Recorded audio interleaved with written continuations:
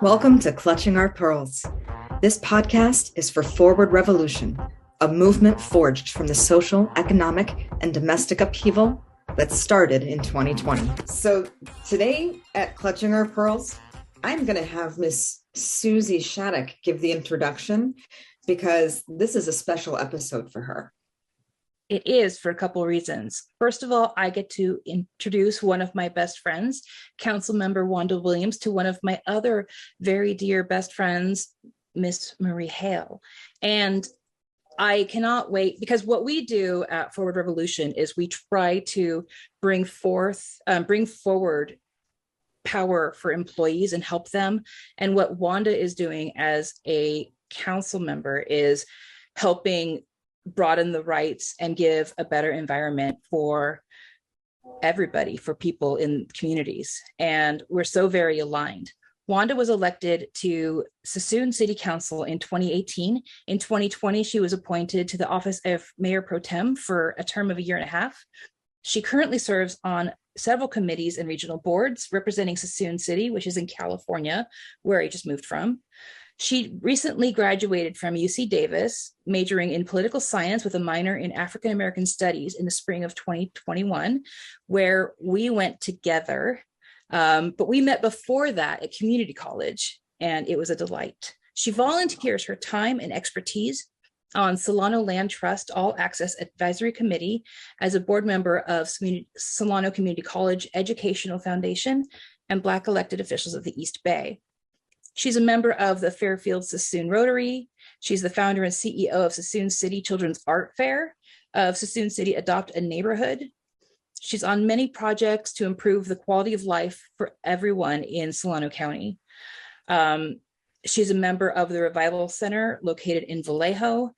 She's also an elder in her church alongside her husband, Pastor Anthony Williams, who is really fun to go out with the two of these. I recommend it.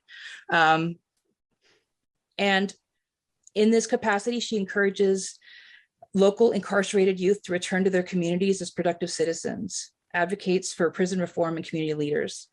She has been married to Anthony for 29 years and is the mother of three beautiful children, Amber, Michael, and David, and both of her sons are deceased. She loves dance, art, theater, and different genres of music. So please, Marie and everybody else, this is Wanda. Wow, Wanda, and wow, Susie. I think you deserve a sip of water after saying Sassoon so many times. Suisun City. It's because nobody knows how to pronounce it. What is it, Suisun? Yes, that's the normal thing. Is it Suisun? Like, no, it's Suisun. Yeah. And just to give a little context to that, the name of Suisun, it's actually a Patwin name, part of the indigenous population that lived here, and it means the city where the west wind blows. Oh, cool. So it's really cool. In Vallejo, I was living by the Carquinez Strait, which is, of course, the Spanish version, because they were the colonizers of the Carcass people who are indigenous to that area. Oh, wow. All I know is that Chicago is named after a stinky onion. Well, that's okay. Onions are really good, especially when we saute them and roast them. So French onion soup, I mean, hey. Can't lose. It's got its moments. Well, and Wanda, I'm so excited to talk to you because I think that there are so many intersections between what Forward Revolution is fighting for and the things that you are not only fighting for, but making progress on. Hello. It's one thing to fight, it's another thing to get stuff done. What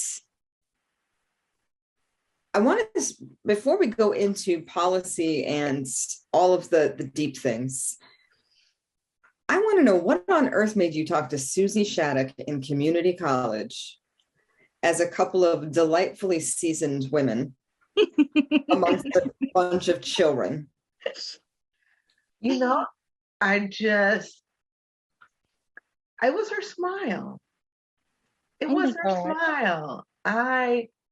I gravitate to individuals that have warm, welcoming smiles, and just the energy she exudes from her being. It was a delight to be around. So we just start talking to each other and laughing, and it was like instant, right? It was like, Yeah. man, it was like an instant connection. Yeah. And Not a lot of people remember, like the Thriller video when we were going to college, that was in the history books. We, the thing is, it's like when you meet Wanda, it's like meeting a sunbeam. It's like meeting an energy field. It's just like, it's like that.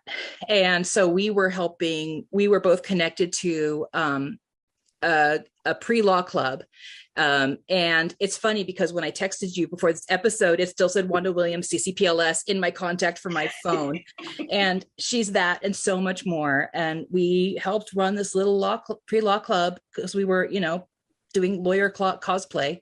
And we met, we both transferred to Davis, where seeing her, running into her every once in a while, was just like an oasis. I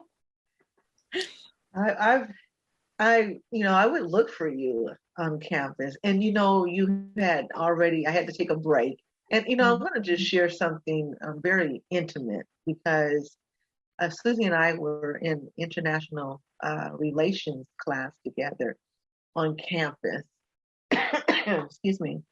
And I had not that long ago had lost my son due to muscular dystrophy. He died from cardiomyopathy. And she said, "Come with me." And she wouldn't tell me where we were going, but she took me. She took me to get help because I was newly elected, learning my job in school, and all that part of mourning showed up. But she recognized it, and I'm so thankful. I'm trying not to cry. I'm so thankful for you identifying that there was a need and making sure your friendship, your love, made sure that I went to get help. And I am forever grateful. Forever. There's so much. We get so busy surviving, and we get so busy getting through, and we get so busy accomplishing and planning and everything, that it's like, and we're so, as a culture, and as all the cultures within our culture, uneducated about mental health. It's, well, I would say, uneducated about grief. People don't want to talk about grief. It's contagious. Ugh. And the thing is nobody's making it out of here alive. And so when you think that every one of us is going to experience grief, but we refuse to talk about it, and when the grief starts to happen all over you, people don't want to talk to you about it. And even though there's hands that are there to help, most of them say, "Tell me what to do." Yes. And you can't tell them what to do because you are so emotionally exhausted that there isn't space the decision maker gets turned off. I remember spinning in my kitchen crying because I couldn't figure out what food to pull out to feed myself and my daughter. And it takes a friend to grab you by the hand and direct you and say, "It's okay. This is mental health support is okay. And it should be part of how you survive." Because grief is all consuming. It truly is. It's like, I say it's like walking through jello.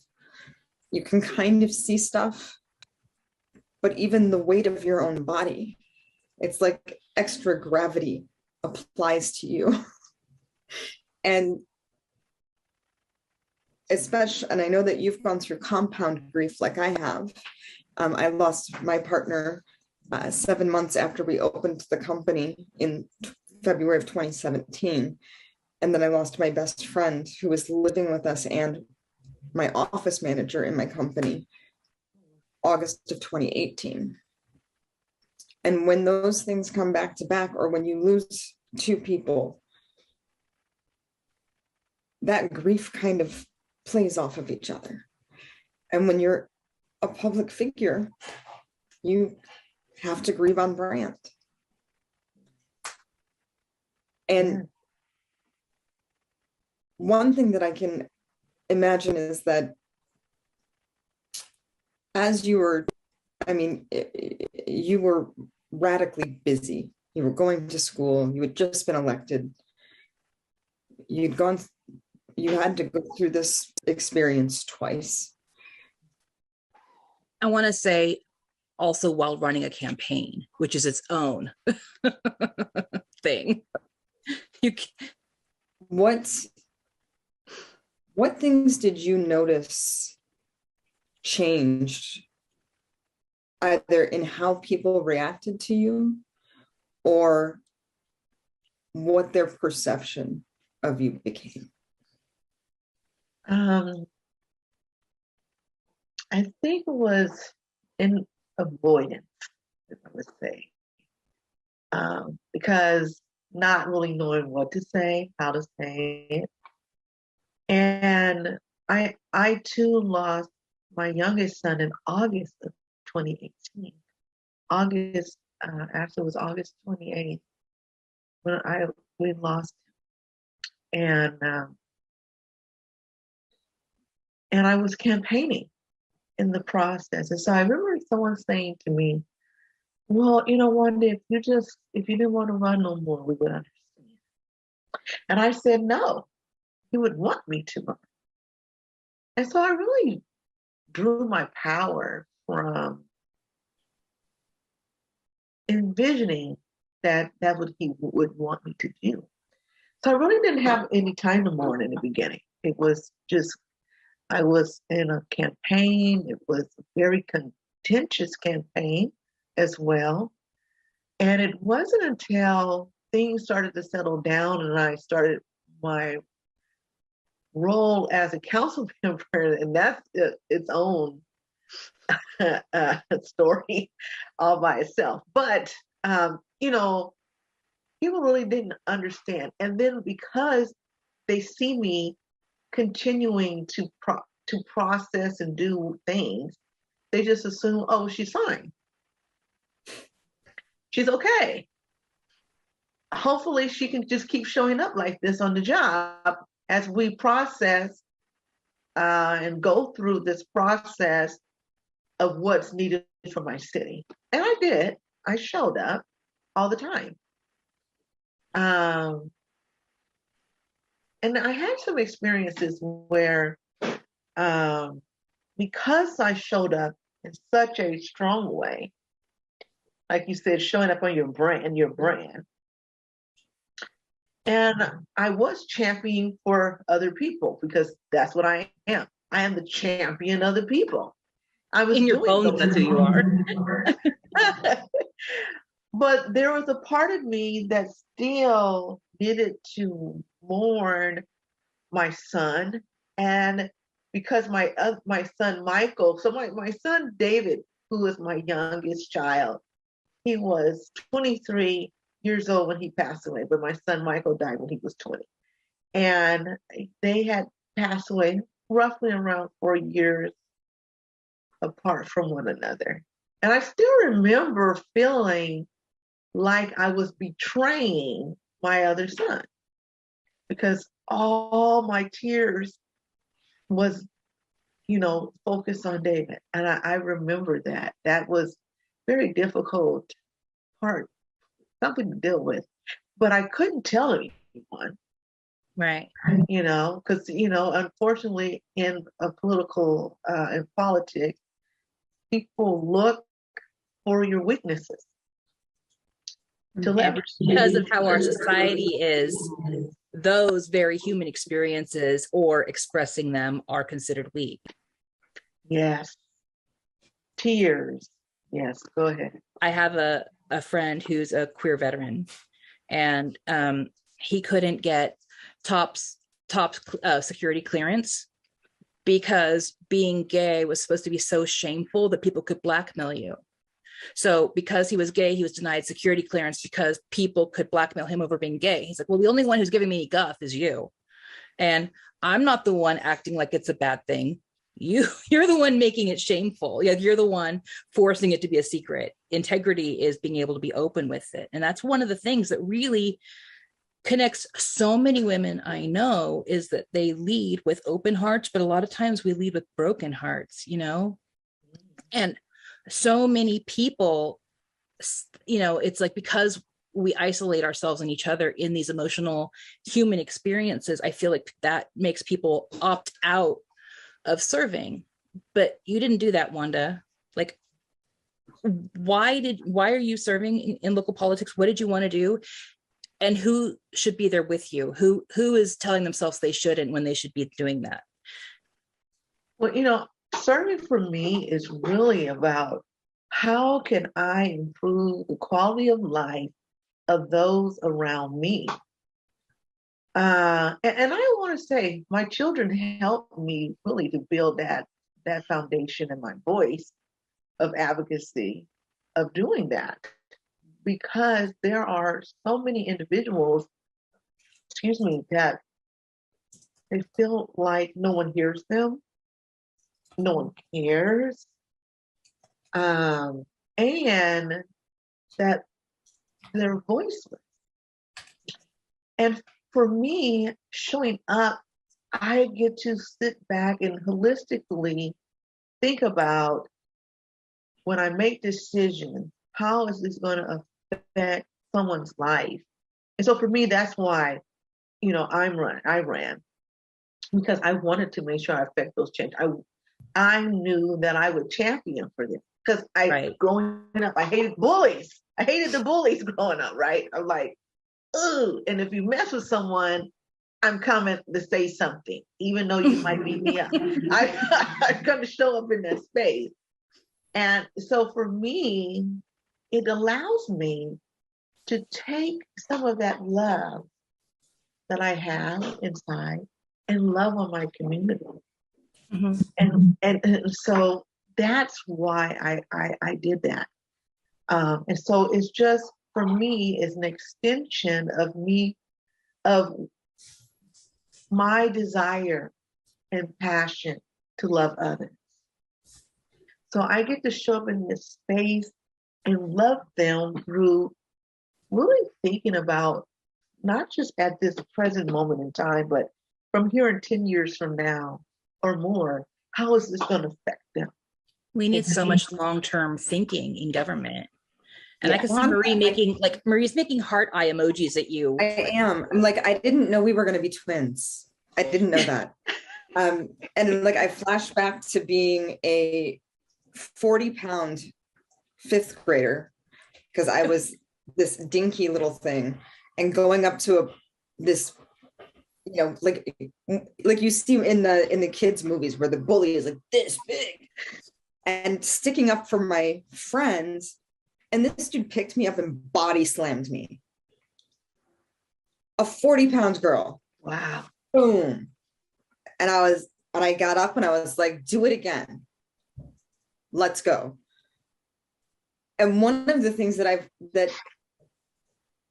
people often appreciate, and then sometimes don't really appreciate, is that my mind is typically about 5 to 10 years out.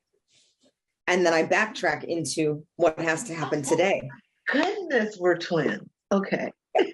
And so like, it's about to get nerdy. It's that drive of, yes, things have to be fixed today. But if we keep a short-sighted view on what that patch is, we end up in the situation that we have been in. And if the pandemic didn't show us all the cracks that patches leave, I don't know what else it did. And I come from Chicago, where they patch the roads every year and they still crack the heck open. You'd think they'd figure out a better system, but they don't. Yeah, no, they don't. They don't. You know, Susie said to me, well, who should show up? Who should show up in these spaces? Yeah. And I say, the person that has the passion and conviction, the average person that lives next door to you who says to you, you know what, we need to do something here to fix these roads. Or, you know, I don't think this is the right way to go. I don't think they're going correctly. They should show up. I'm super mad that, you know, 3.4 million women lost their jobs during the pandemic. But so I will tell you that I am not very politically minded. There are too many roles, there are too many avenues, there are too many rules and regulations, and my brain goes, nope, I'm an entrepreneur. I do it this way, right? So for those that are coming at it from a view of being outside of politics, how do we start to navigate those waters to find a place that either doesn't make our skin crawl or that we can serve in a way that is effective and just get going? No, I tell everyone, start with a committee, because it's not as, you're not entrenched as you are once you run for an office. And this is a good way just to get started and test the waters to see, well, how much further I want to go in this? And if you find that it is really your passion, regardless of everything else going on around you, because it's a lot of bureaucracy, there's a lot of games that are played, and you'll find that it's, as time goes, as you transition, it's not about your policies anymore. It's about, who do you know? Who do you want to align yourself with? But you still have to find and stay true to your convictions. You know, I'm considered an outlier. You know, I'm the outlier. You smile when you say that, Wanda. Right? Well, you know, I'm not, and I tell people this, you know, someone told me I was a statesman. And I said, well, I'm a public servant, because I'm there to serve my community, and the games over here that they want to play, I have decided that I'm not going to do. So I just kind of work around the system, and people don't like that. They don't want to work around it. We've got structures, we've got expectations. This is the game. Is the game necessary? It doesn't seem like it's necessary from here, but does it accomplish anything? Okay, I'm biased. Okay, sure. I'm being biased. Now, there are certain instances where you do need to build a coalition, of supporters. So that proportion of it, yes. Building your coalition of individuals that's going to support you, but and that you're making sure that it's about us. Mm-hmm. Okay, because when a person supports you, they're saying, okay, I'm trusting you to be that voice for me, right, and to show up in that space for me. Mm-hmm.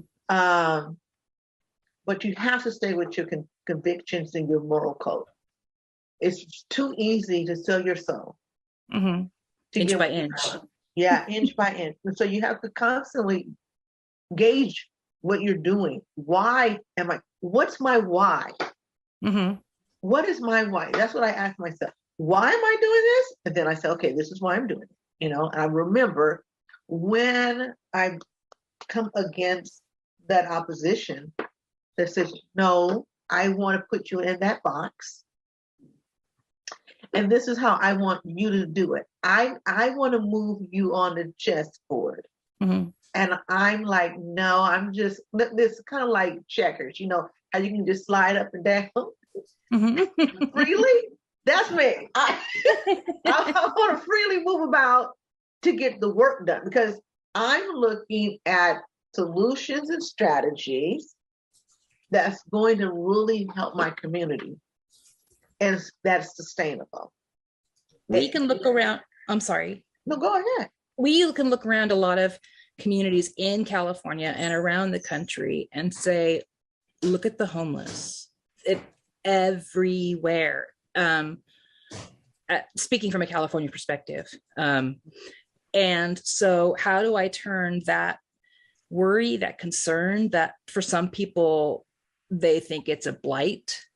Some people say these are humans who need help. How do I take that energy and take it into action? How do you go about stuff like that? Well, in reference to homelessness, I mean, or being unhoused, I mean, let's be real. Thank you. Unhoused. I think the first thing we have to do is not vilify the person that is unhoused. That's really where we have to start with is that component, and not just assume that everyone is on drugs or everyone has mental illness. Now, is that prevalent? That you'll see, but there's so much more.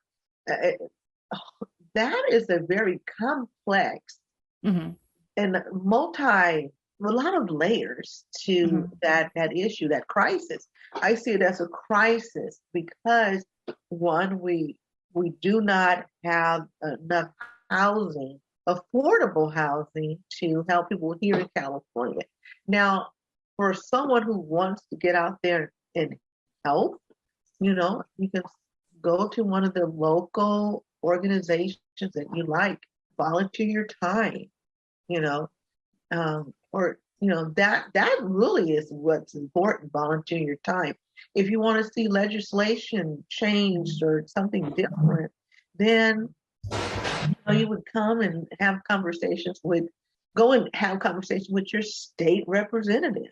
And I say that at the state level because we need the dollars, the funding mechanisms to actually address homelessness. And I say that because as an elected official, I have found myself quite frustrated trying to navigate all the different rules and regulations that hindered my ability, and mostly what hindered my ability to help those in need was the lack of funding.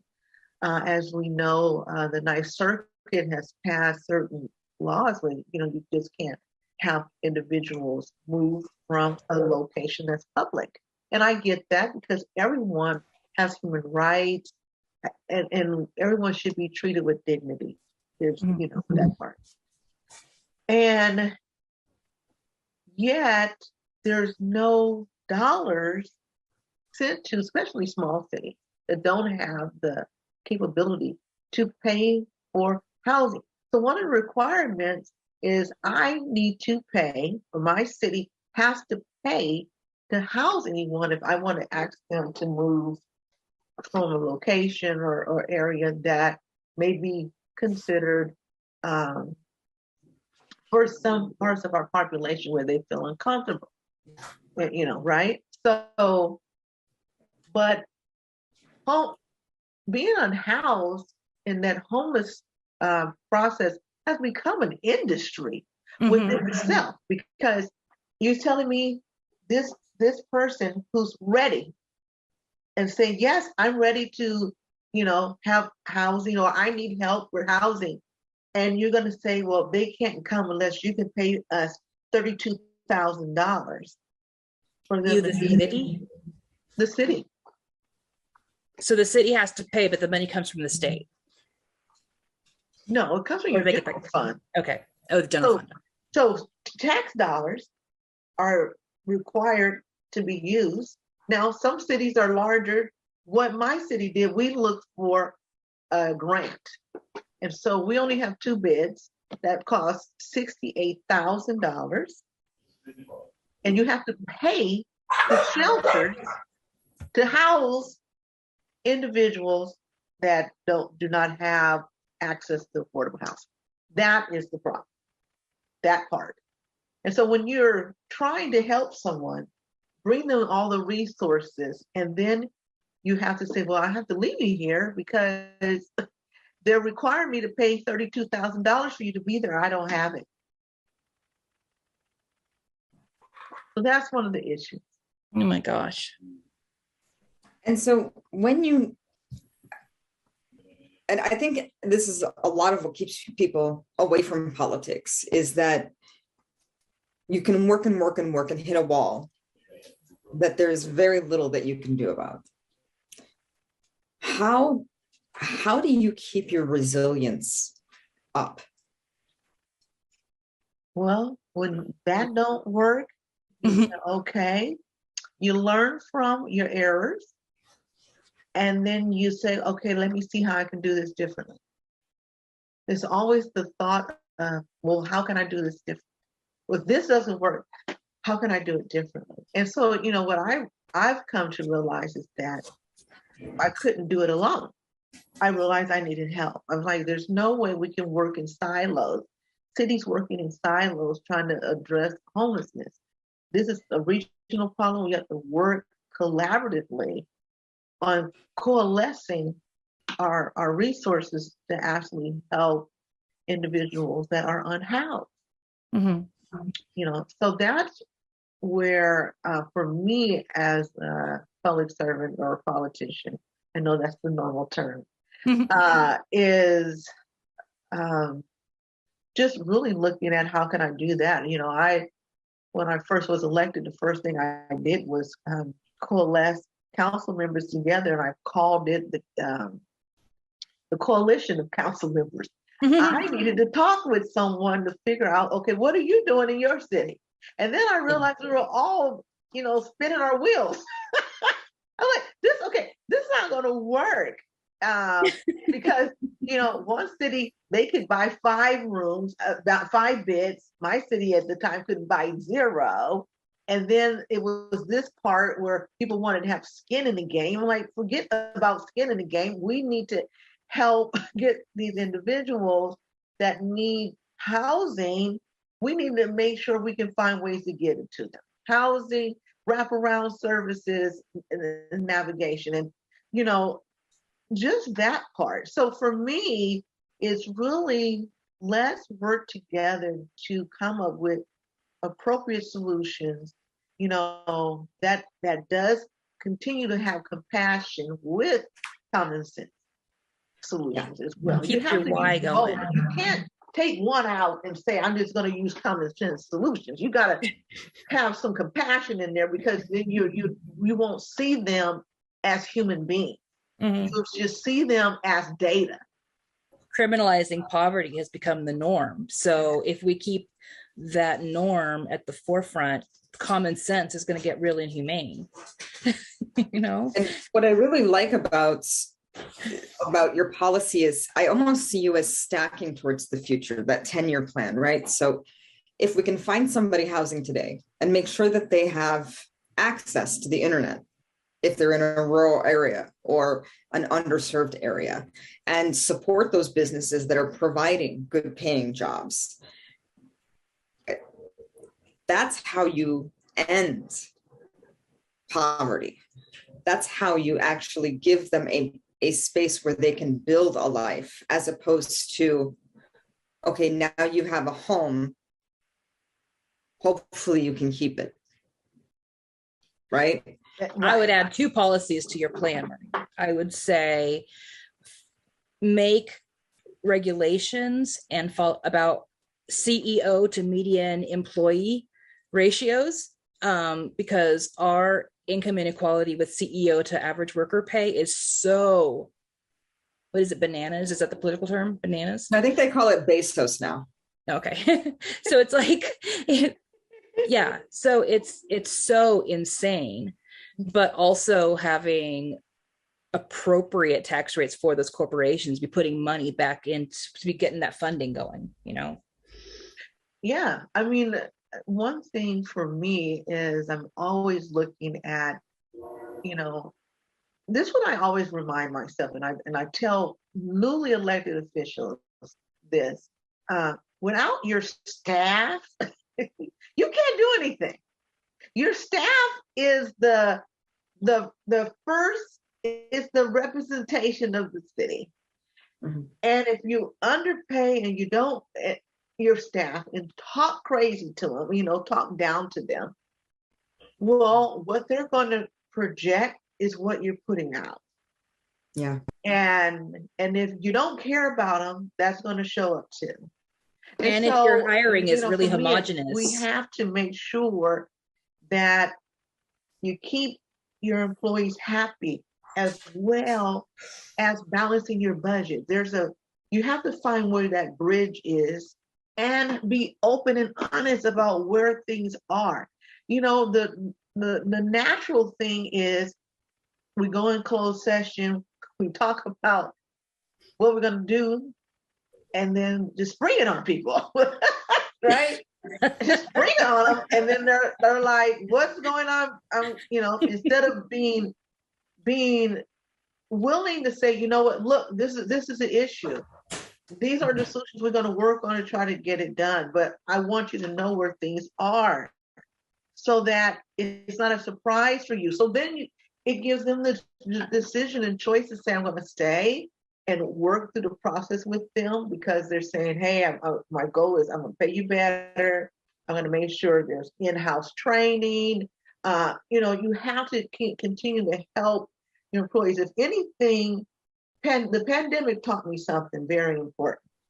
We had a scenario where the first inclination was furlough everybody.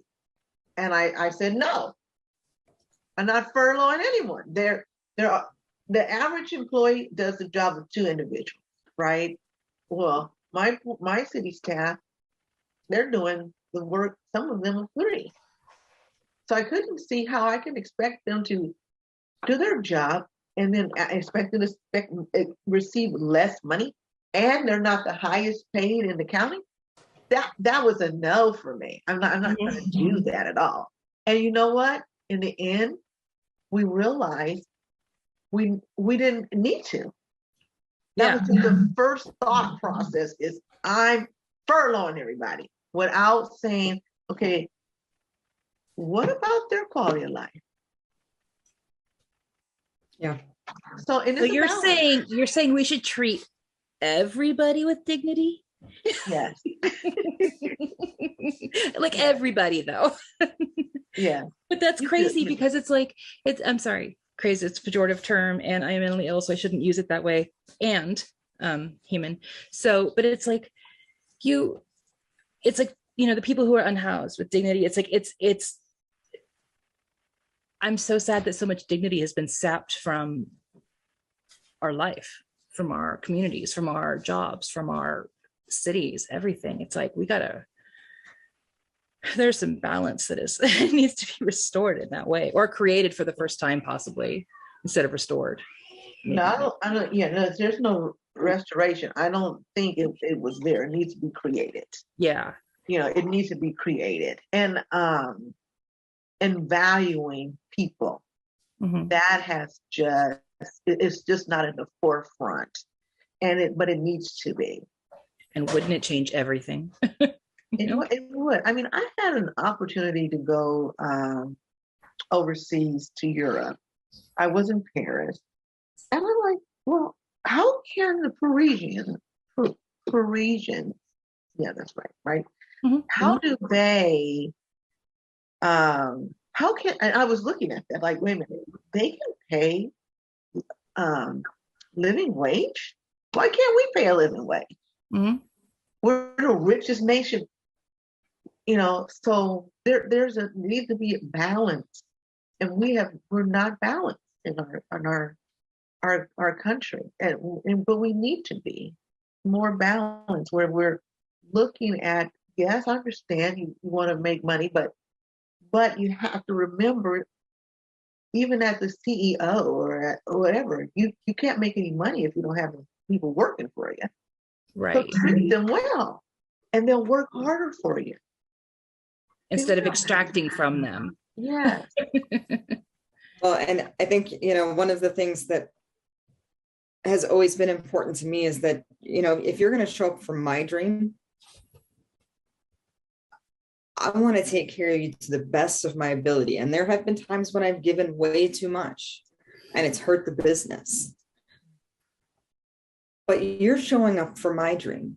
You didn't wake up one day and start a family business and then decide to keep it going when it got kicked in the gut over and over again.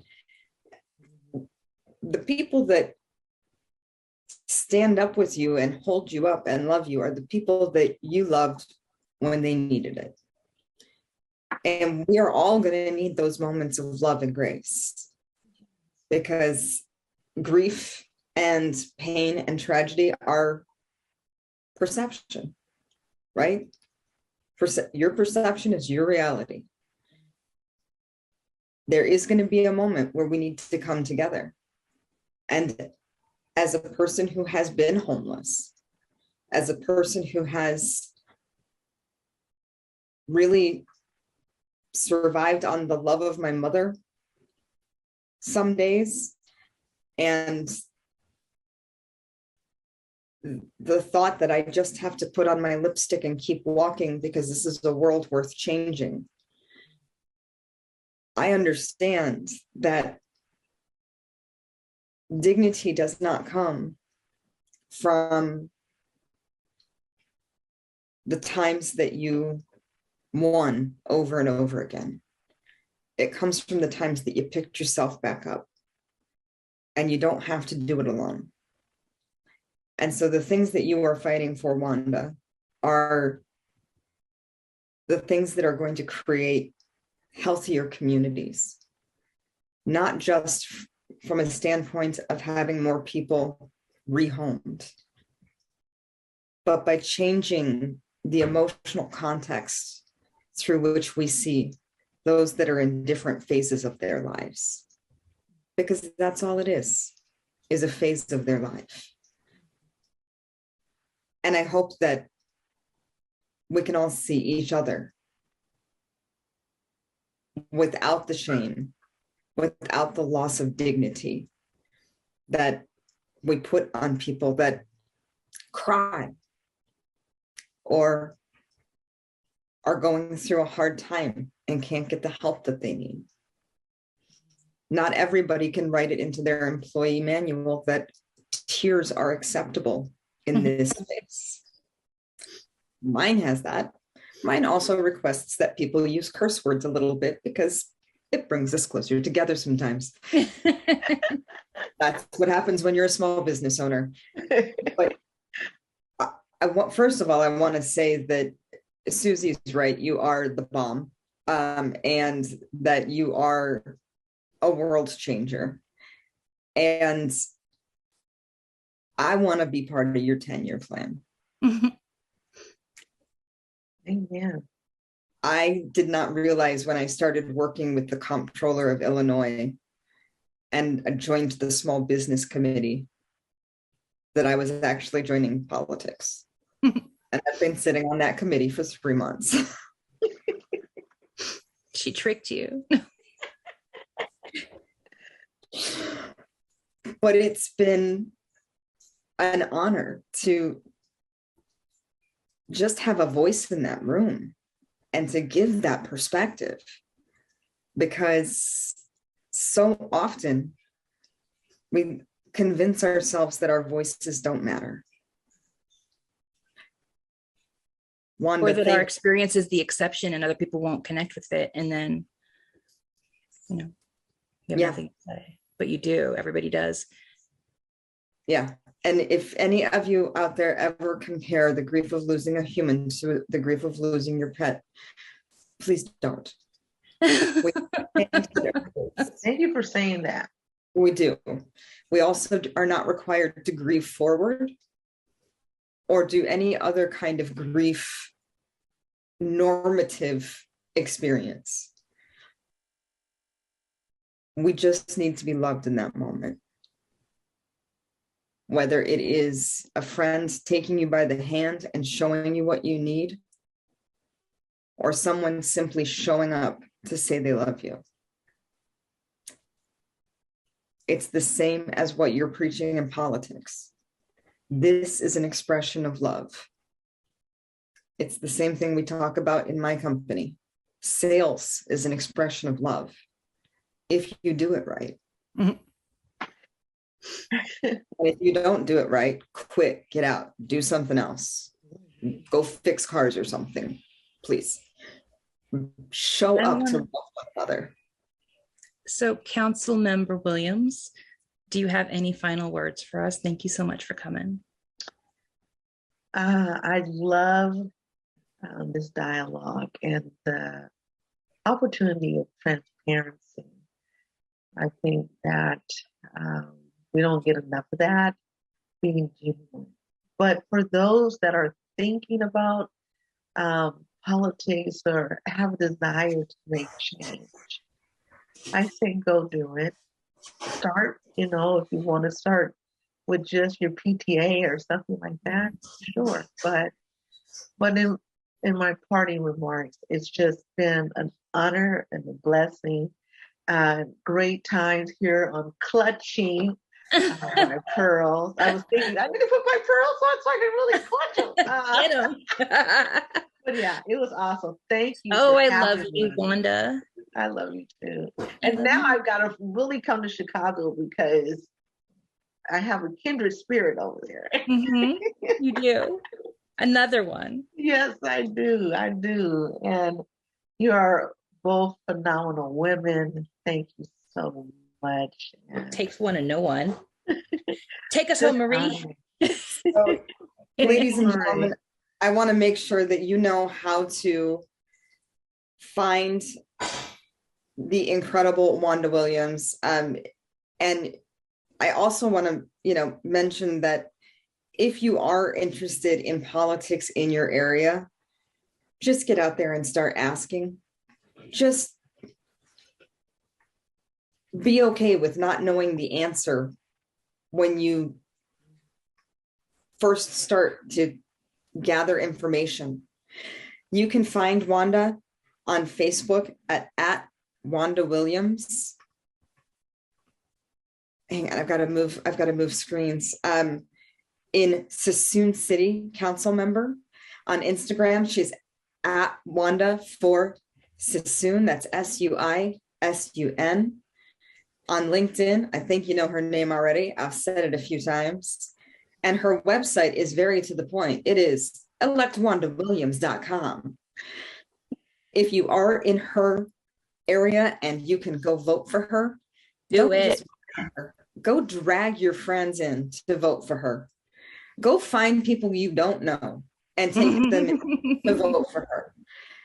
She is going to change the world in ways that will impact your children and the future of your county.